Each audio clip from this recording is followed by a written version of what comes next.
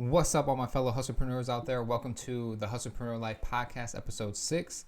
On this podcast, I'm going to be talking about my brother's story. So if you guys don't know my brother is Jason, Jay's Custom Betcher. Unfortunately, we lost my brother in 2015 to a drunk driver. He was my older brother. He was 26 at the time in 2015. I'm currently 28. He would be turning 32 this year. I think it's really important for me to talk and tell his story just because basically he is a big reason why I am what I am today or who I am today. Obviously having an older brother, a lot of the younger brothers I know can look, tell their stories of how they looked up to their big brother and how much of a role model their big brother was. We definitely clashed. I mean, we were brothers, so we fought, whatever it may be. We got into fights and stuff like that, but that only made us stronger. And just everything he went through, as far as with business and different things. I mean, I always looked up to him. So, I think it's going to be really cool to kind of tell the story, about my brother and just, it's more of a personal podcast today. But I think you can still get something from it. So, without further ado, let's kind of just, let's jump into it and start talking about my brother. All right. So who is my brother? So my brother is, like I said, Jason, Jay's Custom Betcher. This is him right here. For those of you who don't know, he was born in Lansing, Michigan in August of 1988. I'm from Lansing, obviously, too. We're both born and raised there. I live in Florida currently. Unfortunately, like I said, my brother, we lost him in 2015 on Valentine's Day at the age of 26 to a drunk driver. This actually is his foundation page. So our family has created the Jay's Customs Foundation. It's a scholarship fund for high school students going obviously to college, specifically from Lansing Everett High School, which is where we graduated. So shout out to Lansing Everett. If you don't know either, Magic Johnson came from there. That's kind of our claim to fame when it comes to, I guess, celebrities or the likes of that coming from our hometown. But yeah, this is Jason.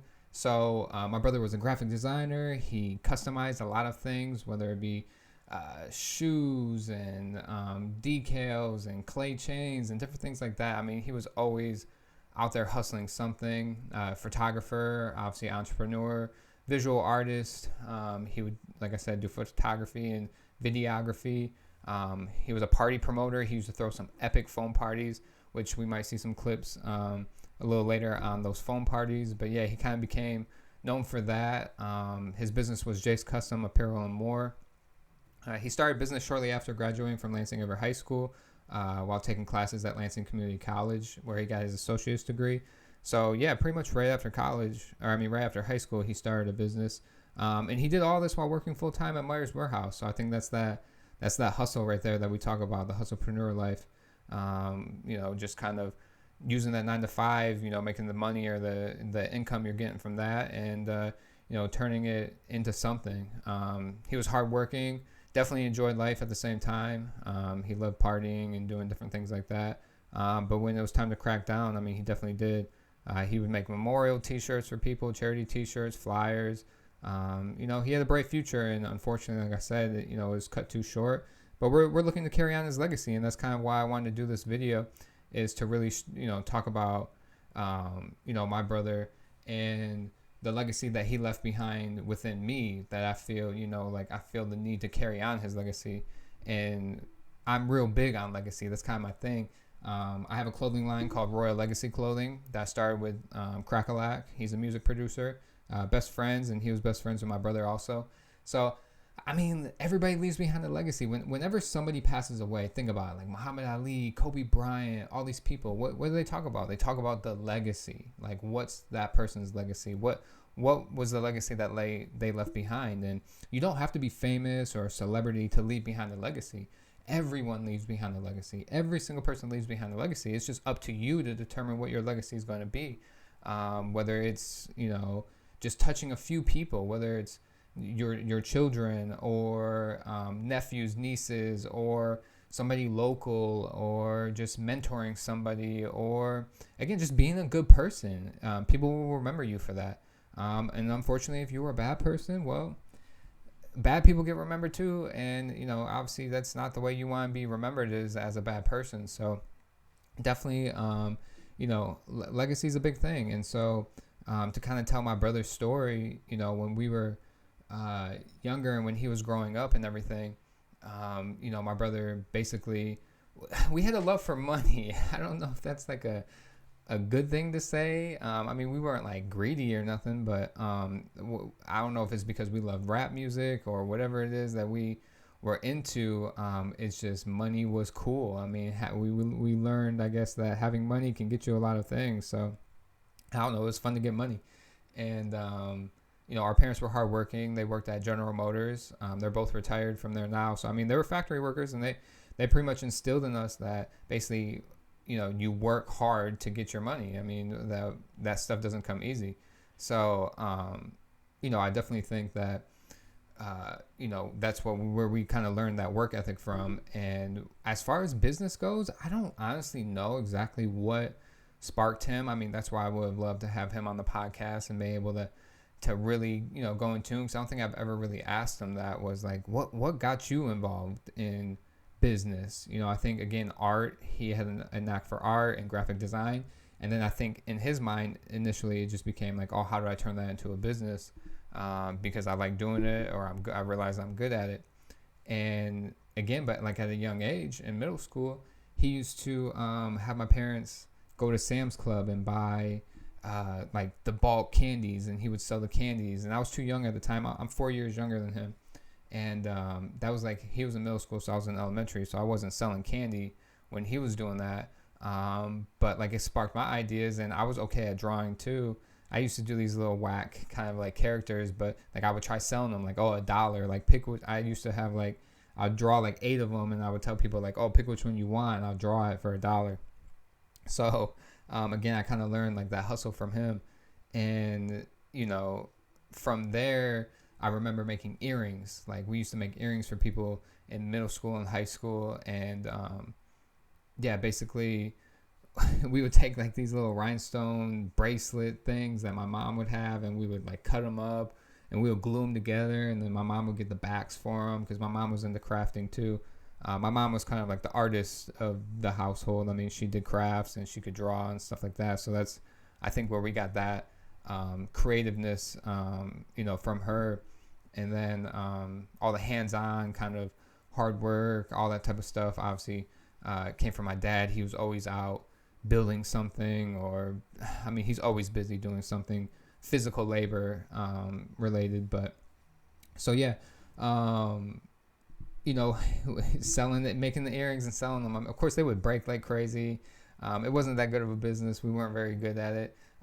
They would last okay, when we wore them and stuff, because we knew exactly how to like hold them without breaking them. But when we would sell them, you'd notice like people were missing rhinestones and stuff. But it was just kind of like the beginning of everything for us. But again, as you're kind of seeing, this is us way younger before any of that, but look at that money, super excited to get money. Again, I don't know what that really sparked us into doing that, but that's me and him. He's over there showing me how to do things, but it was really me and him a lot of the times, and I learned a lot from him, and we did a lot together, obviously growing up, because we were in the same household together, and having an older brother, obviously I looked up to him. Again, he was bigger than me. He dominated me. I think that's where I learned a lot of my competitiveness was from him, obviously, because he would not let me win anything. Oh my God.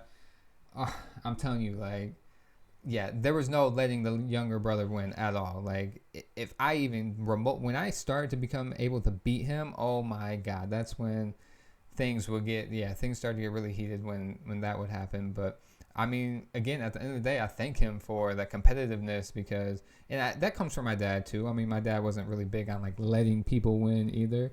Obviously, he wasn't out there destroying us in games and stuff like that, but he obviously wasn't going to let things happen easy, and that helped instill in us, again, like that competitive nature, and just knowing that you got to work hard to get something. So you got the combination of, again, okay, so now you're adding the entrepreneur, kind of like selling candy, making a business out of selling earrings, and then like in high school, he started doing some shoes. Like, he would take the Air Force Ones and customize them, put like patent leather on them. He would get like snakeskin leather and glue them on to where the Nike swoosh was. He would get crushed velvet, and put it in the kind of like the blockings of it and set it in there and glue it. I mean, he was making some dope custom earrings for people. Custom shoes for people. So, I wish his page was still up. This is one of my favorite clips right here. I must have been at like his recess, or I don't know what he had, but that's me running towards him. Pretty wholesome moment, I would say. It's pretty cute. But yeah, he would make the shoes, started customizing shoes. I mean, he had a couple art galleries that he had some of his art in. So that passion kind of instilled in him that, okay, I want to, again, and he got really big in graphic design in high school. So it was like, okay, let's turn that into a business. And at the time, again, I don't know exactly where he got the knowledge from that. I wish I could have been able to, like I said, interview him and ask him exactly where he got that knowledge from. But he basically started a business right after high school, 18 years old, got an LLC. And at that time, I'm 14. And I'm thinking like, oh, wow. Like, okay, like my brother owns a business. Like, I didn't even think that was possible. Like, I had no idea you could do that at 18 years old. That's not just how we grew up. Like, we didn't think about businesses. So, like, it was cool that I'm thankful to have had him go through these things, because I did art. I drew. Like, I like to think I started doing those things better than him. But again, thanks to him, because I started earlier, whether it was baseball. Like, he played sports. My dad was the coach. I was 4 years younger, but I was playing with those guys. So, like, I was ahead of the curve on everything because of him. He paved the way. And, like, that was one of my biggest things when he passed, is just talking about how he really paved the way for me for a ton of things, like pretty much everything, and a lot of the aspects of it. I mean, obviously now, since he's been gone, we've been, doing things, but it would have been nice to have him here, and we can, ballpark things off each other, or just, spitball things back and forth. But I think, it was great having that older brother. And I think having older siblings, you should definitely cherish that. And if you are the older sibling, I mean, recognize that you have younger siblings that are looking up to you. I mean, at the end of the day, I mean, regardless if they act like they aren't or they don't say they are, like, the younger sibling always looks up to the older sibling, always. So I think that it's just, he really helped me progress with art, and then he started doing photography, and that's what allowed me to kind of get into photography too. But at 14 years old, I'm thinking like, wow, my brother's got a business. He's doing graphic design. I started getting into graphic design. I started learning. Also because of him, I started taking classes in school as well. And then from there, after the graphic design, as I got into high school more, I realized we used to get this hookup. Justin Bird and Ronnie McCoy kind of hooked me up with this guy, Robert Montalvo, because we were into fashion. We were into dressing nice. So was my brother. Again, I got that from him.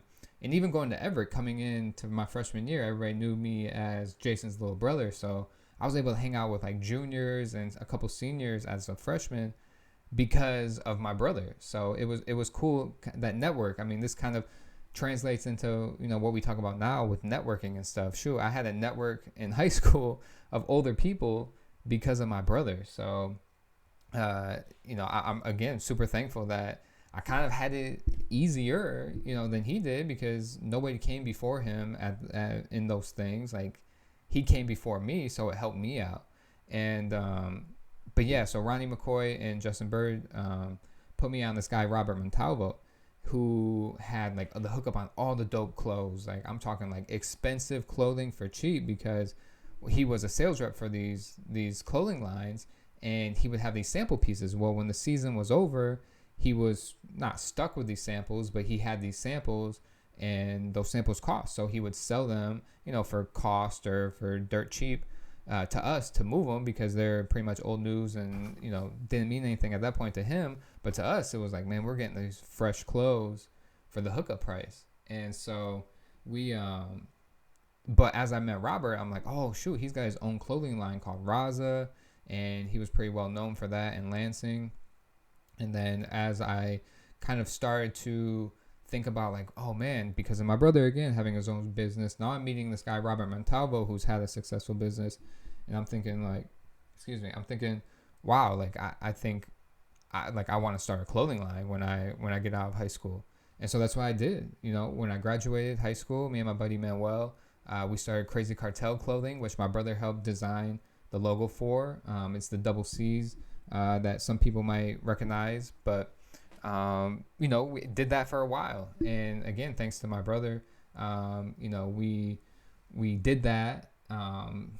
That's funny. This is us competing. Here's a competition of obstacle course. We would always compete. It was crazy.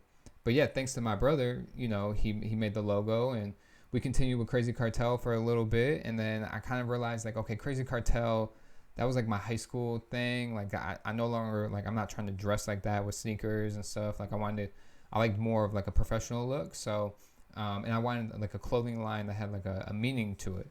And so that's when I switched over to Royal Legacy Clothing. Again, I'm huge on legacy, like I was saying. And so I partnered with Nicholas Bazo, who's Crackalack, the music producer on Royal Legacy Clothing. And my brother would rock it. He would do all this stuff. He would wear it like crazy. But again, it was kind of thanks to him and Robert Montalvo for like kind of showing me that this was possible. This was possible to have a business. And, when it was time to take photos, we always wanted to do everything ourselves. For my brother, like, we never wanted to like hire anybody. I don't know if it was because we were cheap or if it was because like nobody does it better than you, like in the sense of, when you have a vision, it's hard sometimes to count on somebody else to portray that same vision. And again, maybe it's that hustle in us where it's like, yo, we don't have the money to hire people, so we got to do it ourselves. So luckily my brother had a camera, a really nice Canon camera. And so he would take photos for Crazy Cartel. And then when it became Royal Legacy, it was kind of like, well, I want to learn now. And so he would let me borrow his camera, and we would take photos for the clothing line. And, it was a good thing we had going. And unfortunately, it was about 2 years after we started Royal Legacy. We started Royal Legacy in 2013. And then I moved to Florida in 2014. Well, again, a few months after I moved, unfortunately, is when my brother passed. And, it was a wake up call, or it was a shock for sure. Having lost my brother, who seemed like, life was great at the moment. Moved to Florida, he was doing his thing, Nick was doing his thing, and we were all kind of progressing with this ability to kind of like do a lot of good things. And unfortunately, when he passed, it just, it made me confused. It made me not know exactly what I wanted to do with my life anymore. I didn't know if I needed to move back to Michigan to be by family again. I'm thinking, wow, I just moved 6 months after, and I lose my brother. I said, do I really want to do this? I'm with my girlfriend at the time, Mariah, who is now my wife. She had moved, and we had both moved down here. We thought, life was going to be great. We're going to start our life. We're going to do everything in Florida. And, unfortunately, when we lost my brother, it was just, I was confused. Like I went back and I stayed like a month in Michigan, and I was really trying to figure out life. I really had no idea. I was lost. I lost like 15 pounds. I'm a skinny guy anyway. So, skinnier, I would say. I know how to bulk up a little bit when I'm hitting the gym, but, I had lost 15 pounds, which I could not afford to lose. So I was pretty frail at the time. Like I wasn't eating. It was a very tough time. And I think what was great about it was just that I had this moment, and I don't know if I kind of say, like, I feel like he came to me and kind of spoke to me, in my sleep or in my conscious. And it was just kind of telling me at one point, it just clicked, like,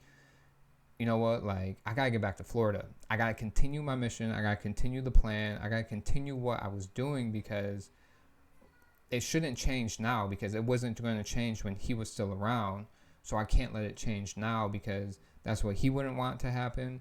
And he was going to help me move when we moved. When I moved down to Florida, me and Mariah had like a small, tiny, kind of like 1-bedroom apartment that we were renting from her uncle, who owns residential properties. And like it was too small, so we had to find a place. And I remember at the time, I'm broke. I just got from college, like I got no money. But Mariah had already been established down here, and she had been getting stacking up the money, and I'm thinking like, man, like I can't owe my girlfriend money. Like I can't have her front all the costs, because like that's the last thing I want is like that pressure of like, damn, I owe her money. So I have reached out to my brother, because I knew at the time, I mean, he would have my back, and I'm like, hey man, like, the security deposit, first month's rent, like all this stuff, I need like $1,400. Like, is there any way you can loan me that? And he was going to spot me the money. And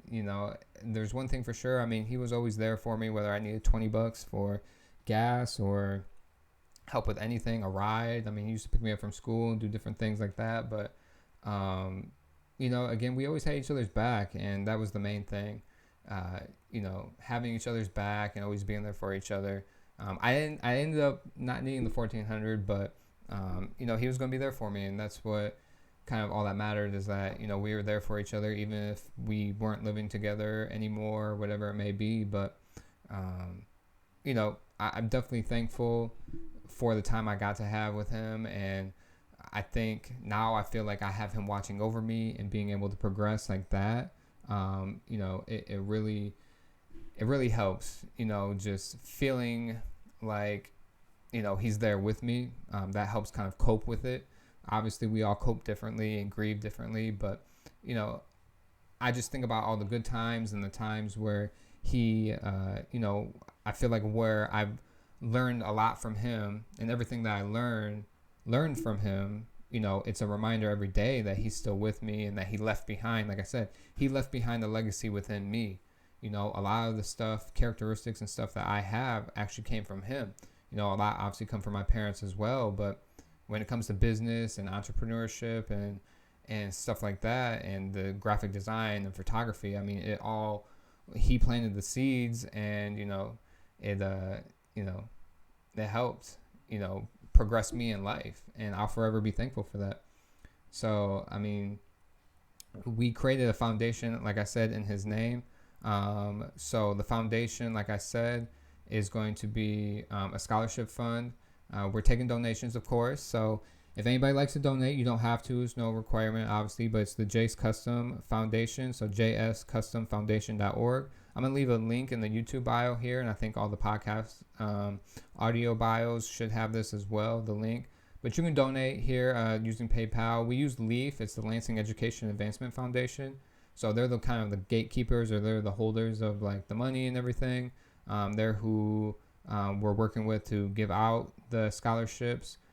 We tried giving out the first scholarship in 2020. Unfortunately, COVID obviously messed things up, so we weren't able to give out the first scholarship last year. So this year, fingers crossed, we're going to give out the first scholarship. We have to kind of see how much money we have in the fund and then determine what we're going to do.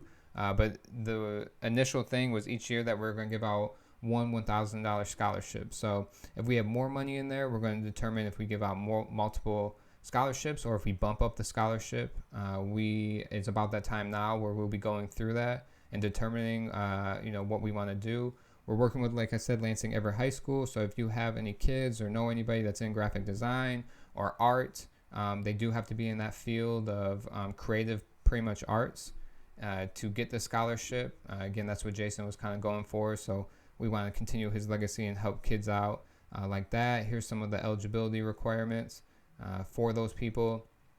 And again, they can go to Miss Collins over at Lansing Everett High School. We're going to be working with her even more to try to help, get some kids some valuable money for scholarships. And this is the only way we're really taking donations at the moment. Again, COVID kind of messed up things, because we planned on doing some different events and different things to help raise money. But maybe this year we can start doing that. But if not, we'll get to that in a year or so. But this is our way of continuing on his legacy and helping other people progress in life in Jason's name. And again, I think my family is very proud that we were able to do this for him in his name, and be able to show that even when you pass, you can still be remembered. Your life can still live on, even though you're not physically with us, spiritually. And in thought, you're with us. Here's some clips of him now when he became Jay's Custom and was doing the foam parties and doing the party promotions and stuff like that. He, like I said, he kind of became slightly known for the foam parties that he threw, and he,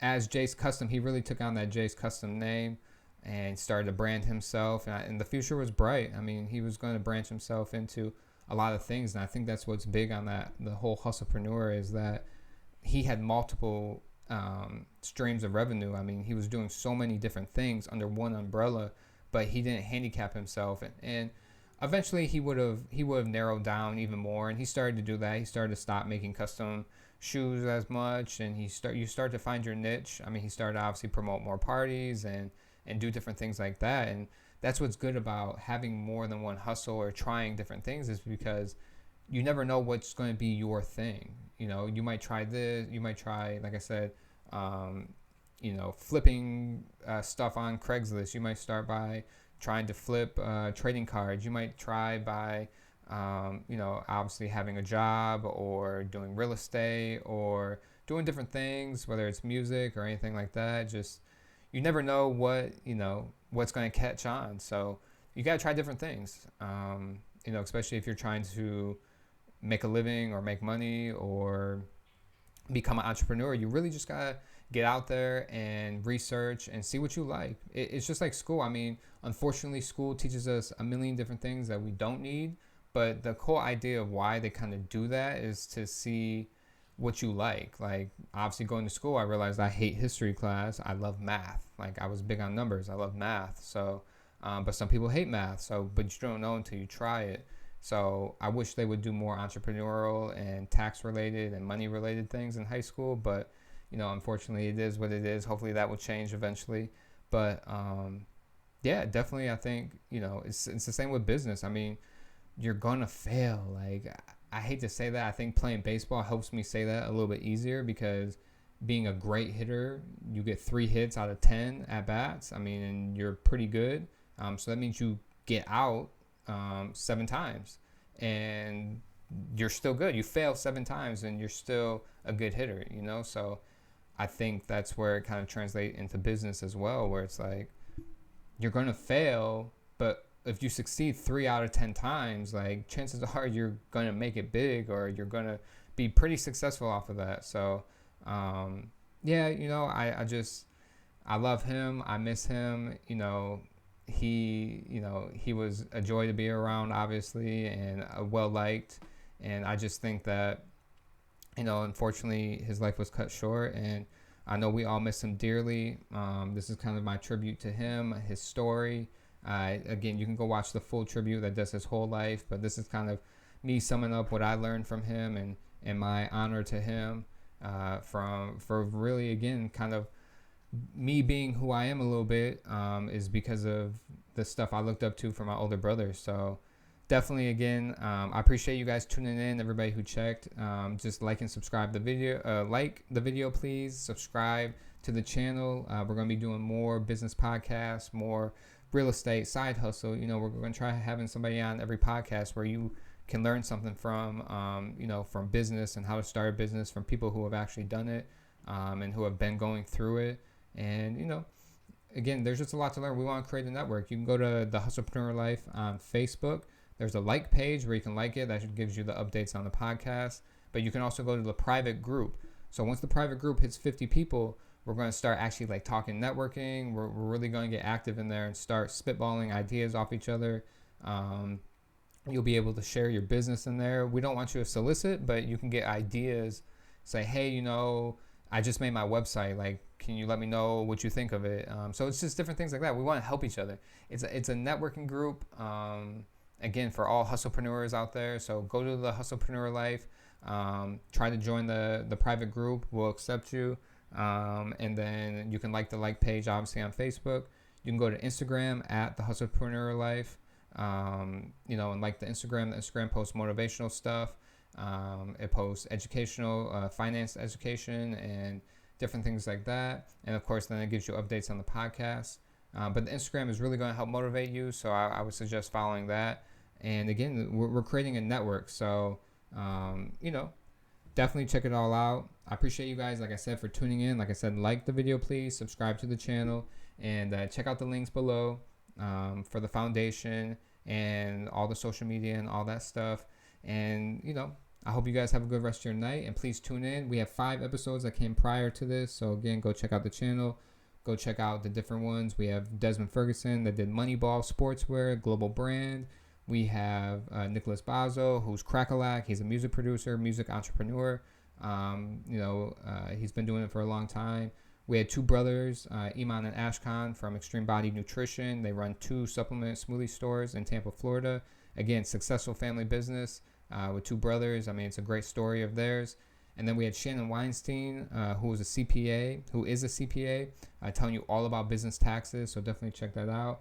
And then, of course, we had Jason Wojo on. He is really amazing at Facebook ads. He helped really dive in and kind of talk a little bit more about Facebook ads, because if you're in business, you should definitely be learning Facebook ads. So check it out. Check out all the videos, like I said, and join the Hustlepreneur Life. It's going to be a great community, and we're going to have some more great podcasts coming further. So, again, I appreciate you guys, and this is me signing off. Thank you for tuning in, and I appreciate it. I'll see you guys next episode. Thank you.